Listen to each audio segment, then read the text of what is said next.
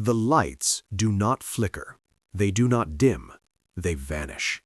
1 second, the grid is alive with the low hum of transformers, server farms, substations, and invisible electromagnetic balance. The next second, silence. Elevators stall between floors. Aircraft lose redundant navigation layers. Water treatment pumps freeze mid-cycle. Cellular towers go dark in cascading sectors. Cars with complex engine control modules roll to a stop along highways that instantly become parking lots. There is no explosion you can see, no shockwave you can outrun, no siren warning you in advance. The danger arrives at the speed of light, and by the time you realize something is wrong, the damage is already done. This is the operational reality of a high-altitude electromagnetic pulse event, and the reason it is misunderstood is because most people imagine fire and blast when the real mechanism is electromagnetic saturation and infrastructure fragility. An electromagnetic pulse, whether generated by a nuclear detonation at high altitude or by an extreme solar coronal mass ejection interacting with Earth's magnetosphere, is fundamentally a physics event. It is not mystical and it is not cinematic. It is a rapid release of electromagnetic energy that induces voltage and current in conductive materials across vast geographic areas. The pulse itself is typically described in 3 components in the case of a nuclear-generated EMP: the fast E1 component, the intermediate E2, and the slow geomagnetic E3. The E1 component is nanoseconds fast and capable of overwhelming unprotected microelectronics. The E2 resembles lightning in its timescale, but can compound damage when protective systems have already been degraded. The E3 component is slower, lasting seconds to minutes, and couples into long transmission lines, driving geomagnetically induced currents that can saturate and destroy high-voltage transformers. In the case of a severe solar storm, the mechanism is different, but the effect on long conductors is similar: induced currents flowing through power grids never designed for that level of geomagnetic disturbance. The misunderstanding begins with the belief that an EMP fries everything indiscriminately, like a cinematic shockwave that melts circuits instantly and universally. In reality, vulnerability depends on exposure, orientation, shielding, grounding, and system design. Small battery-powered devices that are disconnected and not attached to long conductive lines may survive. Larger systems connected to the grid, to antennas, or to extended wiring harnesses are at much greater risk. Vehicles manufactured in different decades show varying resilience due to differences in shielding and circuit robustness. Infrastructure-scale components, especially extra-high-voltage transformers weighing hundreds of tons and custom-built with long lead times, represent the true systemic weakness. The hidden science here is coupling. Electromagnetic energy does not need to physically touch a device. It induces currents in conductive pathways that act like antennas.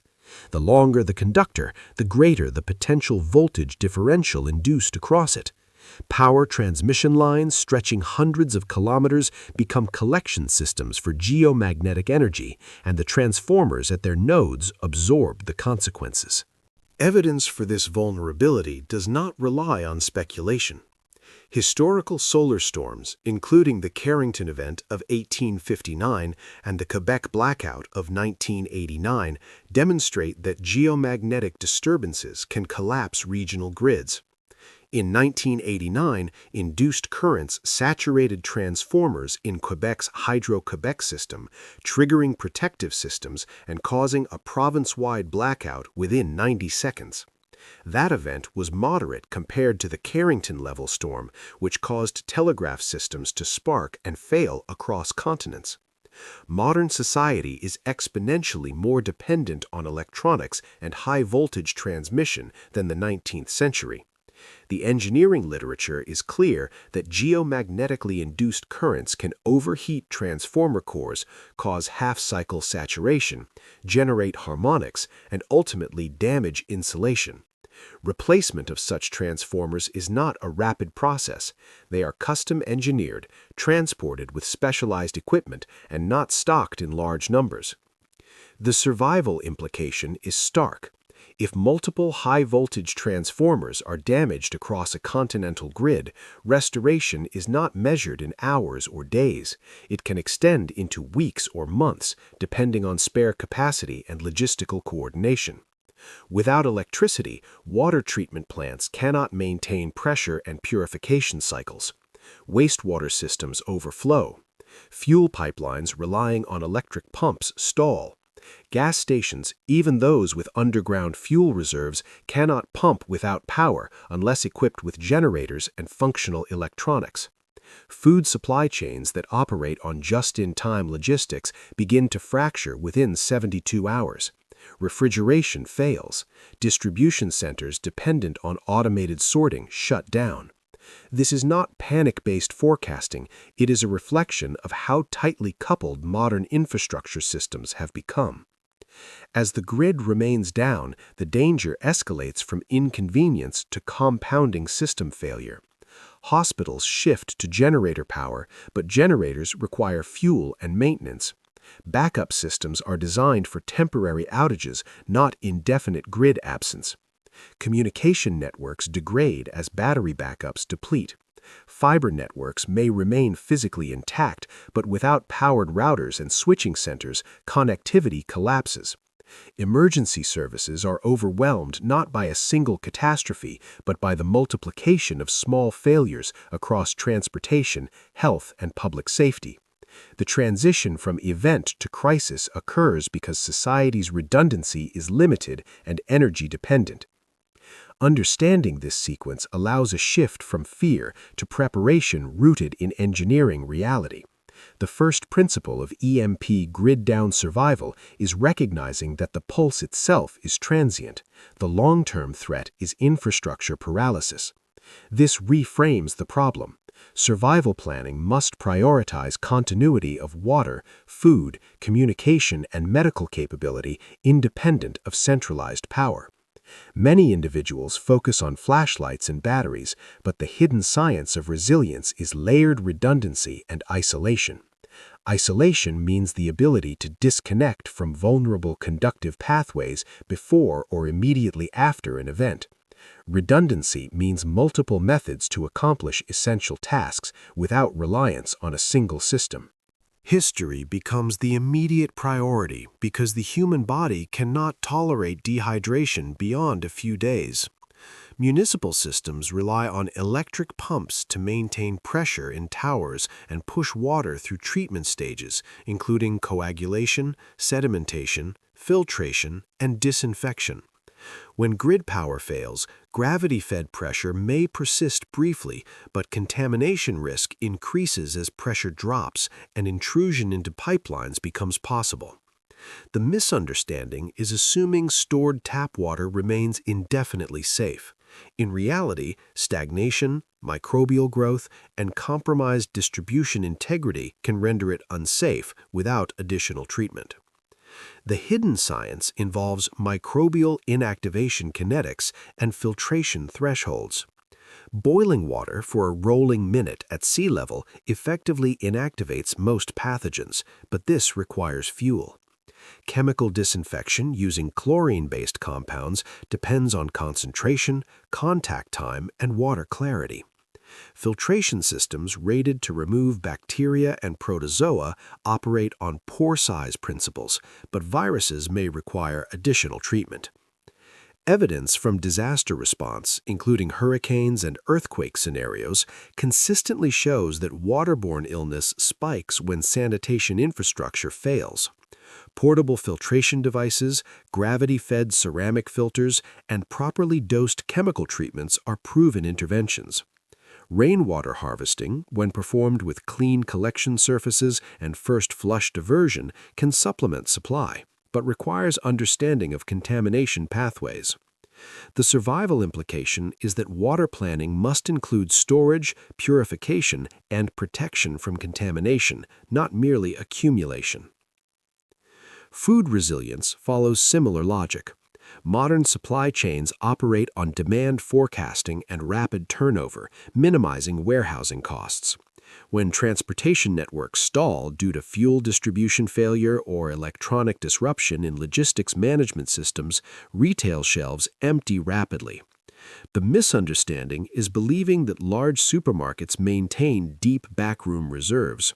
In most cases, inventory turnover cycles are measured in days. The hidden science in food storage lies in moisture control, oxygen exposure, and caloric density. Mylar bags with oxygen absorbers create low-oxygen environments that inhibit oxidation and insect survival, extending shelf life of grains and legumes for years when stored in cool conditions. Canning relies on thermal processing to achieve microbial stability, but requires intact seals and temperature control. Freeze-dried foods remove moisture under vacuum, dramatically reducing microbial viability, but depend on packaging integrity. Evidence from historical sieges and modern disaster responses indicates that calorie availability per person per day becomes a defining factor in social stability. Survival implications extend beyond mere storage. They include ration planning, macronutrient balance, and fuel availability for cooking.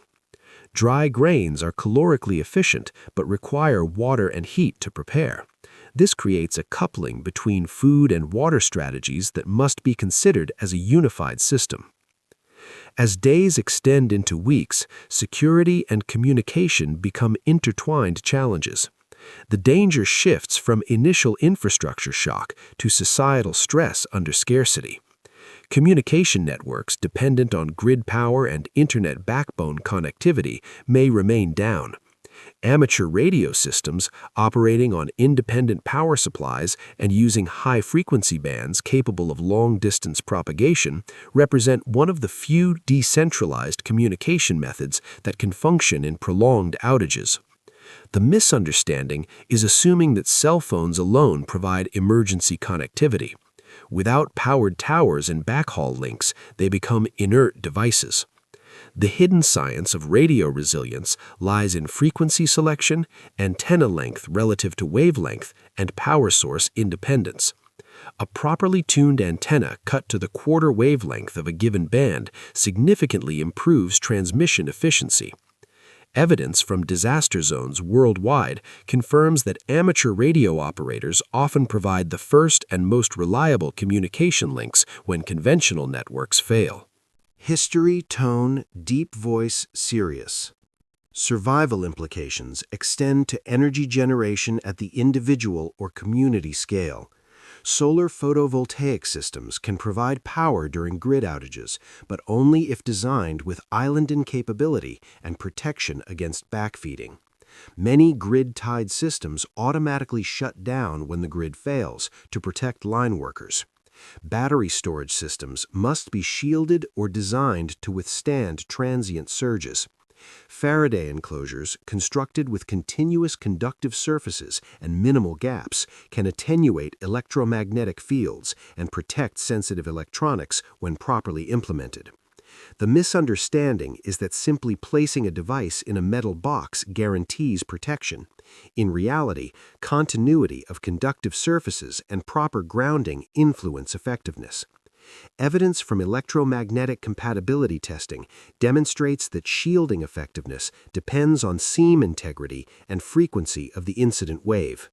As we transition from technical mitigation to long-term adaptation, the scenario deepens. A prolonged grid-down event forces communities to confront waste management, medical supply depletion, and psychological stress. Wastewater systems rely on electric pumps to move sewage. Without them, gravity-fed segments may function temporarily, but treatment processes fail. Disease vectors increase when sanitation degrades. Medical facilities exhaust sterile supplies and refrigeration-dependent medications. Insulin, certain antibiotics, and blood products require controlled temperatures.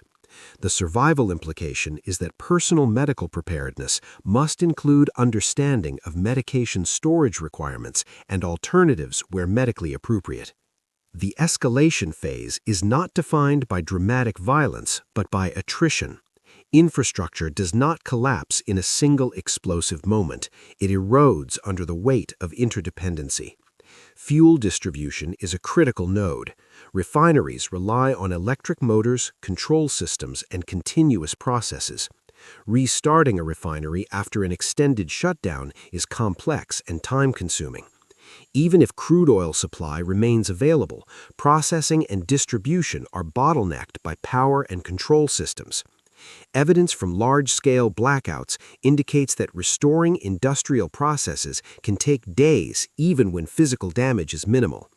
In a transformer damage scenario, restoration timelines extend significantly. This progression forces a final analytical shift. EMP grid-down survival is not about hiding from an invisible wave, it is about engineering independence from fragile systems. It requires layered preparation, physical shielding for critical electronics, diversified water and food systems, decentralized communication capability, and community-level coordination. The hidden science is systemic resilience theory, which demonstrates that systems with distributed nodes and redundancy recover more rapidly from shocks than centralized, tightly coupled networks. Evidence from ecological systems, power grid modeling, and disaster recovery studies converges on the same principle. Diversity and modularity increase survival probability. As we move deeper into this examination, the focus must sharpen on specific engineering countermeasures, realistic timelines for grid restoration, and the physiological and logistical thresholds that define survivability in prolonged outages. The next phase will dissect transformer vulnerability, Faraday protection design principles, vehicle resilience under EMP exposure, and the human factors that determine whether preparation translates into endurance or failure.